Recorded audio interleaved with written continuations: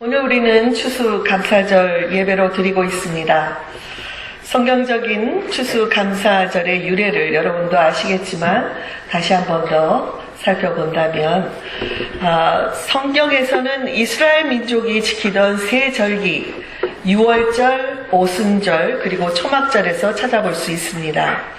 유월절은 이스라엘이 출애굽한 것을 기념하는 절기죠.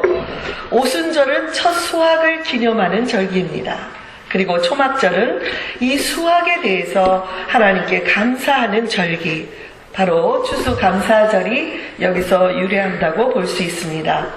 놀랍게도 각 나라마다 다양한 모습으로 수확을 축하하는 명절들이 있는데 우리 조국에서는 어떤 명절이 있죠? 추석이 있습니다. 맞습니다.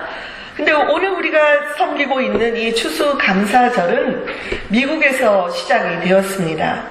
영국 국교에 반대하는 청교도들에 대한 반대가 극심해지자 1620년 9월 6일 일단의 청교도들이 신앙의 자유를 찾아서 항해를 시작했습니다.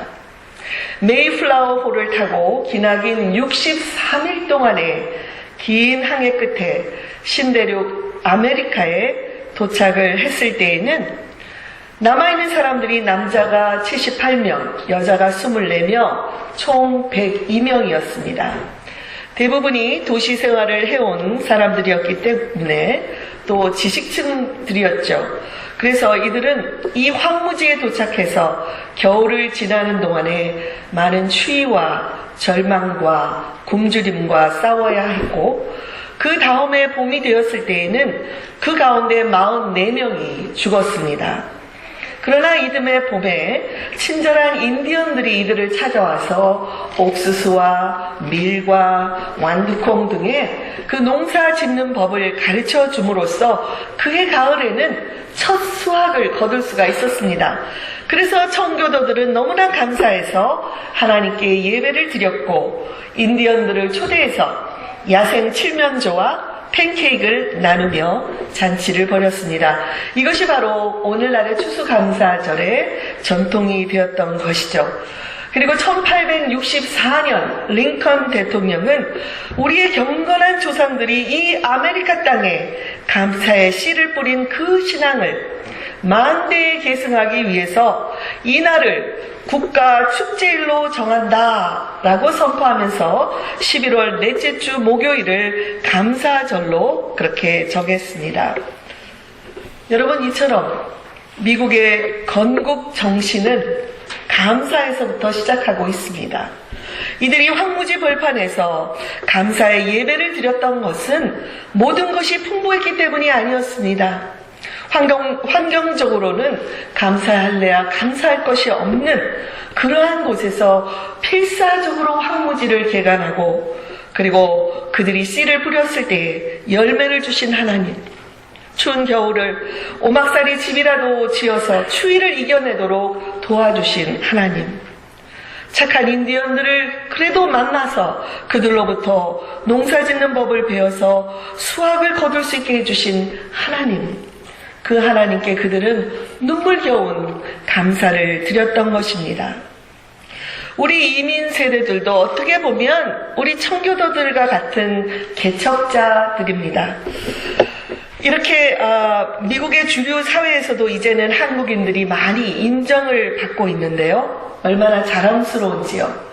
그런데 이렇게 되기까지에는 우리 자녀들만큼은 열심히 공부하고 싶은 거 다 공부하게 해주고 좋은 거를 누리게 해줘야겠다는 마음으로 정말 희생과 눈물로 땀을 흘린 우리 이민 1세대들의 노력이 있었기 때문입니다.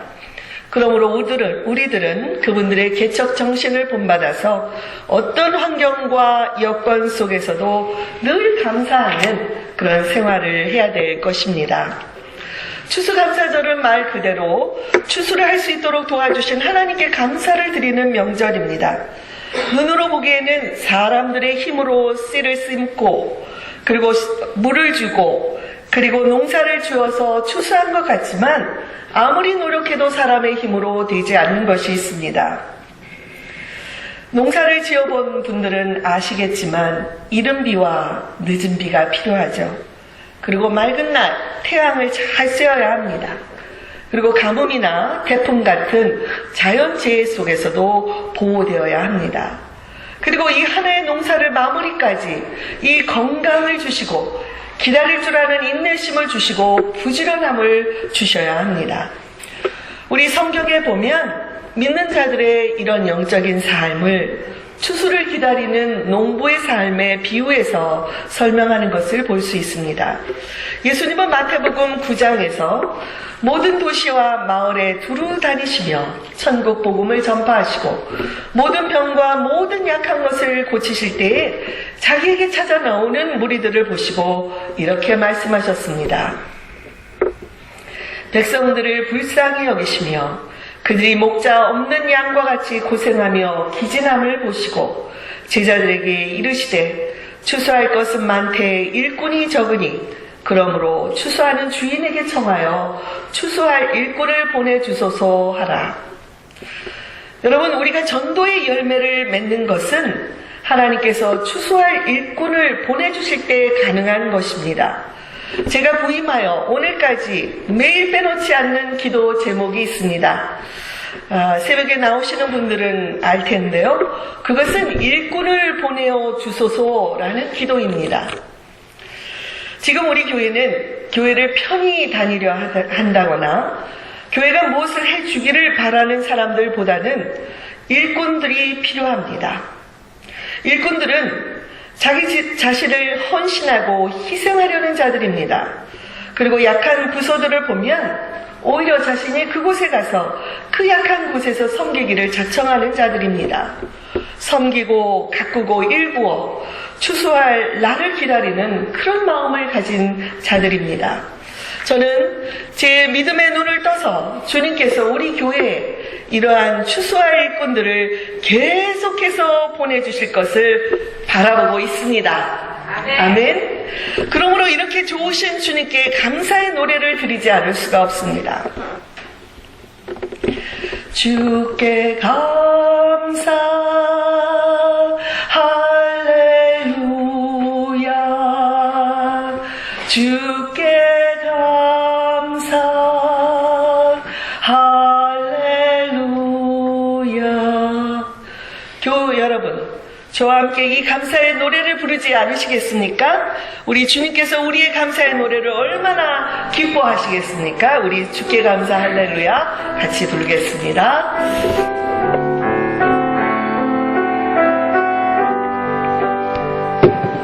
주께 감사 할렐루야 할렐루야. 주께 감사 주께 감사 할렐루야. 주께 영광, 주께 영광, 할렐루야. 주께 영광, 주께 영광, 할렐루야. 아멘.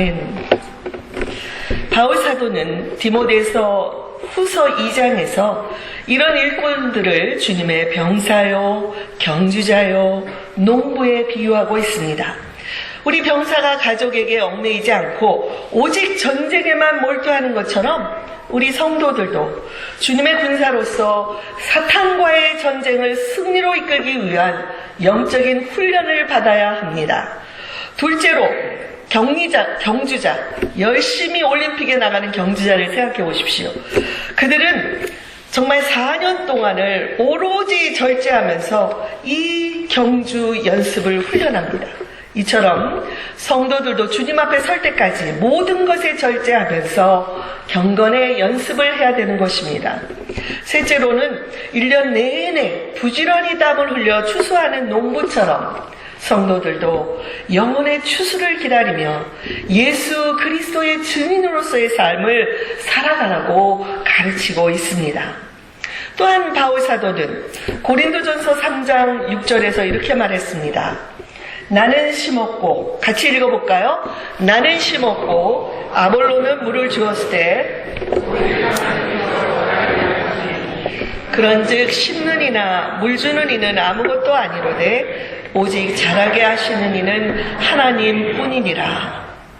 여러분, 우리가 입을 열어 전도하고 부지런히 양육을 하지만 궁극적으로 한 영혼을 자라게 해주시는 분은 하나님이시라는 것입니다. 하나님이 역사하실 때에야 사람들의 마음의 문이 열리고 보이지 않는 하나님을 믿게 되는 것입니다. 그렇지만 우리가 해야 될 일도 있습니다. 열심히 씨를 뿌리고 물을 주는 것입니다. 여러분, 우리가 성마가 교회의 가족이 되었고 이 교회를 통해서 주님을 알아가며 우리의 믿음이 성장해 가고 있고 또 모일 때마다 깊은 성도의 교제를 통해서 하나님의 나라를 경험하고 있는 것, 이것은 거저된 것이 아닙니다.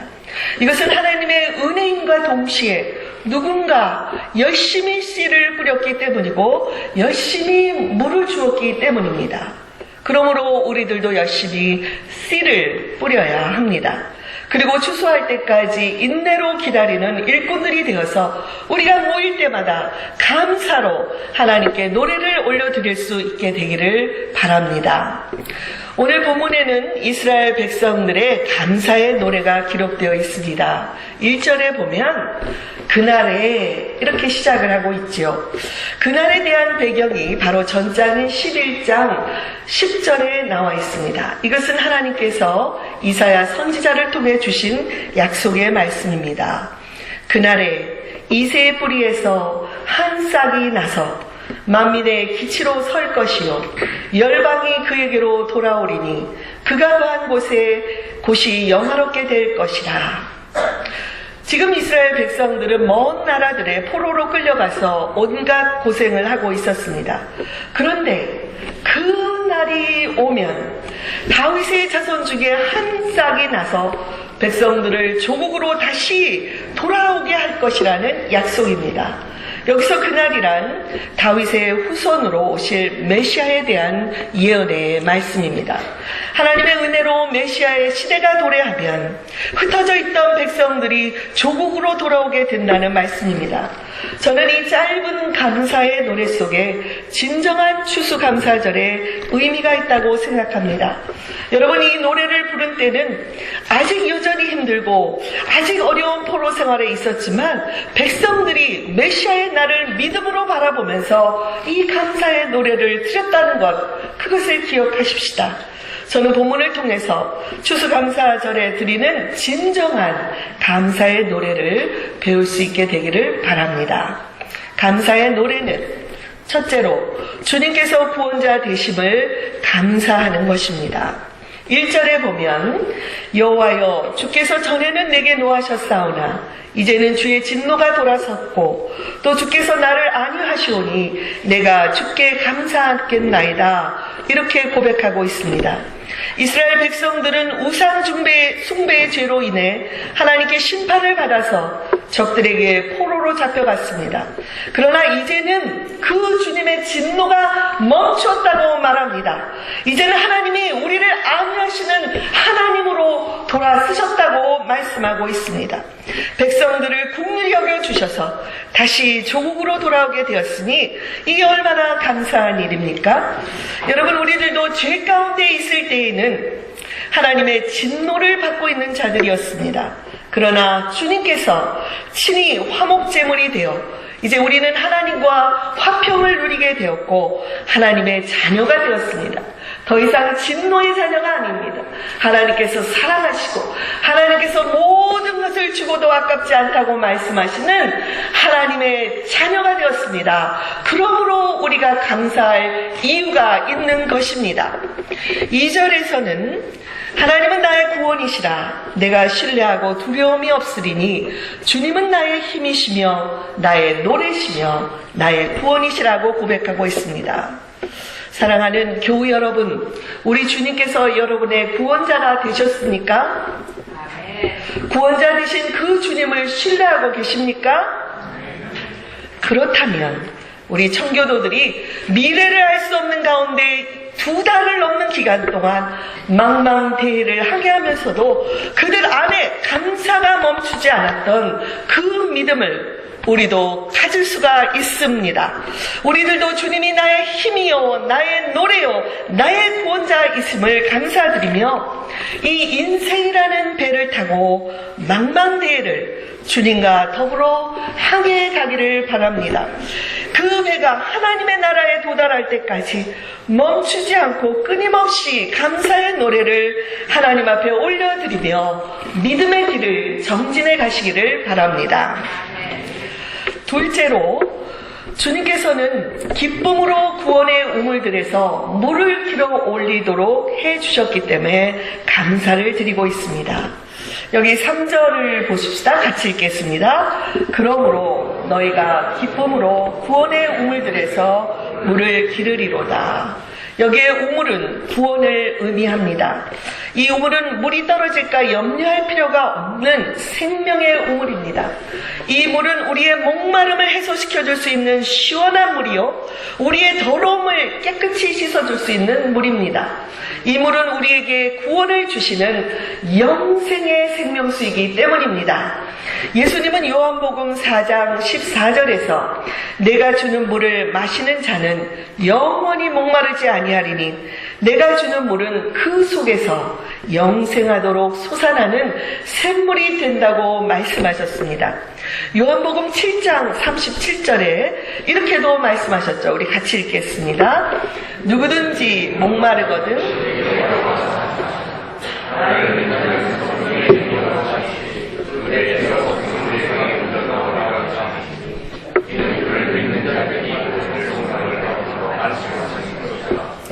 네, 여러분, 주님께서 우리에게 이러한 샘솟는 영생의 물을 공급해주고 계시는 것을 믿으십니까?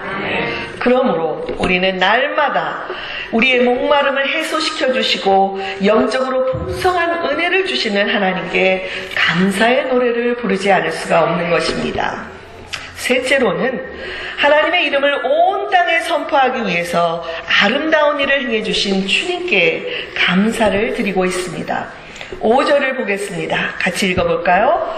여호와를 찬송할 것은 극히 아름다운 일을 하셨음이니 이를 온 땅에 알게 할지어다. 이렇게 고백하고 있습니다. 주께서 행하신 아름다운 일이란 무엇일까요? 이 단어의 원어 게우스는 뛰어난 일이라는 뜻입니다. 이것은 하나님의 구원의 은혜를 가리키는 것입니다. 예수 그리스도께서 십자가에 죽으시고 부활하심으로 온 인류의 죄를 용서하시고 구원의 길을 열어놓으신 그 사건을 말합니다. 또한 죄인으로 살던 우리들이 용서를 받고 주님을 개인적으로 영접하여 하나님의 자녀가 되었으니 이것이 바로 지극히 아름다운 일이라는 것입니다. 비록 우리 안에 어렵고 힘든 일이 닥친다고 할지라도 이제 우리는 주님을 의지함으로 이 모든 것을 이겨낼 수가 있고 환경을 초월하는 기쁨과 평안을 누릴 수가 있습니다.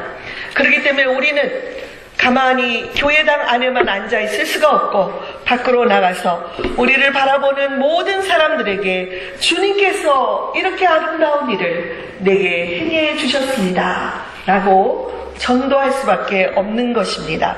이렇게 전도하기 위해 나서는 발걸음을 주님께서는 아름답다, 복음의 소식을 전하는 발걸음이요 이렇게 말씀하시고, 눈물로 씨를 뿌리러 나가는 자들은 반드시 기쁨으로 그 열매를 얻게 된다고 약속해 주셨습니다. 여러분, 이스라엘 백성들은 이렇게 포로에서 돌아오면서 꿈에 그리는 조국으로 돌아가면 제일 먼저 하나님의 옛 성전의 그 터를 찾아서 그곳에서 예배를 드리려는 그런 마음에 부풀어 이 사막의 길이 힘든 줄도 모르고 천리길을 시온을 향해서 달려왔습니다. 여러분의 이 마음에도 이 시온을 향해 나아가는 이스라엘 백성들의 감사의 노래가 들리지 않습니까? 저는 마지막으로 제가 알고 있는 감사의 노래 중에 가장 기억에 남는 노래를 소개하려고 합니다. 이 노래의 주인공은 손양원 목사님이십니다. 일제의 신사 참배를 거부했다는 이유로 노예에서 쫓겨났고 그는 나환자 수용소인 애양원에 들어가서 사역하면서 처음에는 7명으로 시작된 교회를 1000명이 넘는 교회로 부흥시켰습니다.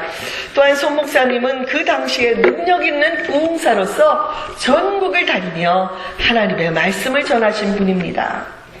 그러나 이분이 한국교회의 성자라고 불리는 이유는 나환자들을 사랑으로 돌본 이유도 있지만 두 아들이 여순 반란 사건 때에 공산 청년들에 의해 총살을 당하게 됩니다. 그때 그는 실신하는 것 같은 아픔을 겪었지만 결국은 그 아픔을 이겨내고 장례식장에서 하나님께 감사의 노래를 올려드렸던 사랑으로 충만한 분이셨습니다. 이제 그 장례식장에서 읽은 손 목사님의 답사를 제가 읽어드리겠습니다. 제가 아들들의 순교를 접하고 느낀 몇 가지 은혜로운 감사의 조건을 이야기하므로 저의 답사를 대신하겠습니다. 첫째, 나 같은 죄인의 혈통에서 순교의 자식들이 나오게 하셨으니 하나님께 감사합니다. 둘째, 허다 많은 성도들 중에 어찌 이런 보배들을 주께서 하필 내게 맡겨주셨는지 그 점 또한 주께 감사드립니다. 셋째, 삼남 삼녀 중에서도 가장 아름다운 두 아들 장자와 차자를 바치게 된 나의 축복을 하나님께 감사드립니다.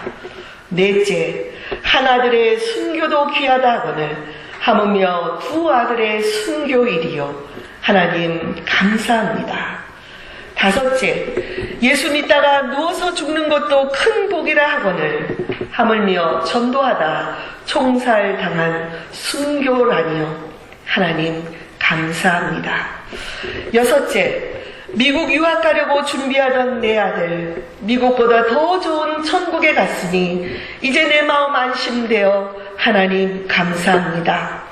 일곱째, 나의 사랑하는 두 아들을 총살한 원수를 회개시켜서 내 아들 삼고자 하는 이 사랑의 마음을 주신 하나님께 감사합니다. 여덟째, 내 두 아들의 순교로 말미암아 무수한 천국의 아들들이 생길 것이 믿어지니 우리 아버지 하나님께 감사합니다.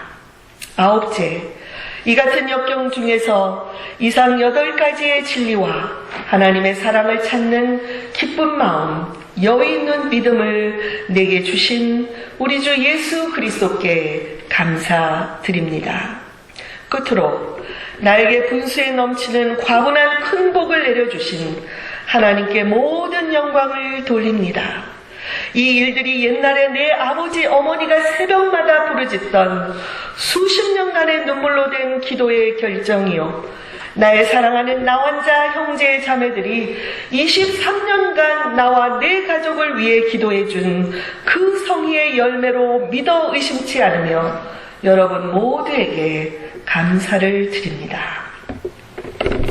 그리고 나서 손 목사님은 두 아들을 죽인 원수를 아들을 삼아서 그를 회개시키고 새 사람으로 만들어 믿음의 아들로 키우겠다는 발표를 했고 그것을 실천했습니다. 이렇게 자신의 모든 것을 다 드려 하나님께 감사의 노래로 영광을 돌렸던 손 목사님은 1950년 후퇴하던 공산당의 총에 맞아 48세의 나이에 순교자의 대열에 들어가셨습니다. 사랑하는 교우 여러분, 다시 한번 우리 모든 교우들의 가정과 삶 속에 이러한 감사절의 노래가 울려 퍼지기를 축원드립니다. 오늘 함께 모인 어린이와 청소년들에게도 늘 감사의 노래가 퍼지기를, 그래서 주님께서 은혜로 충만하게 채워주시기를 바랍니다. 우리가 기억해야 할 것은 불평하는 사람은 행복을 얻지 못하고 감사하는 사람에게 행복이 온다는 것입니다. 감사와 행복이 저와 여러분에게 충만하기 임하기 위해서는 우리가 먼저 하나님께 감사하는 생활을 살아야 합니다. 사람은 행복해서 감사한 것이 아니라 감사하며 살아가기 때문에 행복해지는 것입니다. 여러분에게 감사절에 이 감사와 하나님의 평안이 충만하게 임하기를 바랍니다. 함께 기도하시겠습니다.